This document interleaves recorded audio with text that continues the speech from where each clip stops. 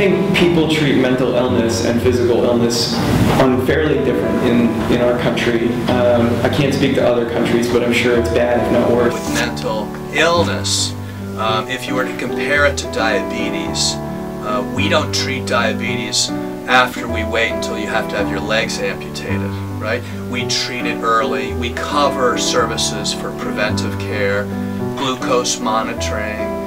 We allow you to get a primary care doc to help you understand your illness and treat it better.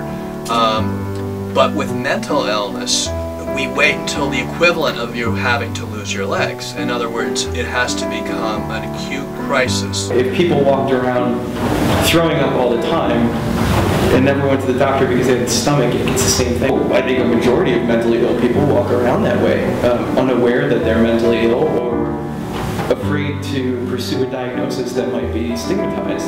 And it's a shame. We don't live in a culture that embraces mental illness the same way we embrace physical illness. We have a tendency as a society to look at that and go, so what?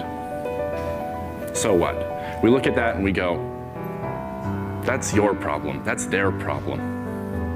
Unfortunately, we live in a world where if you break your arm, everyone runs over to sign your cast. But if you tell people you're depressed, everyone runs the other way. That's the stigma. There's very little money behind really solving how to understand the brain and how to treat brain illnesses. And what that leads to is further kind of worry that we shouldn't really deal with this because it doesn't yield any promising results. Well, that's because we never put any effort into finding those results.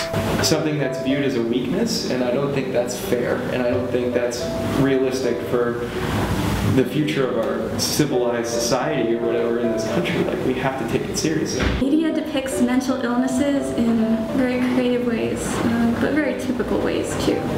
I think, the manic, depressive, bipolar picture is one that comes to mind, mainly because that's one of the illnesses that I suffer from. This extreme, like, psychotic, manic, episode where people are running around and saying that they're Jesus, and this super low depression that always ends in suicide. And it's almost a caricature at this point, right? That's so divorced from reality.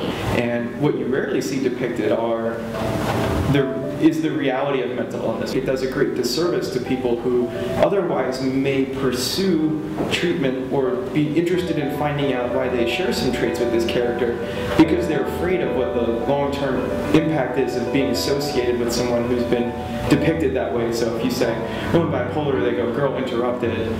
You have a very clear picture of what it is, and it's not true to the actual experience of someone who has that. We're nurturing a culture of denial around mental illness that has really negative side effects. Mental illness is there, especially because it affects so many people overall. You see it bubble out in different ways.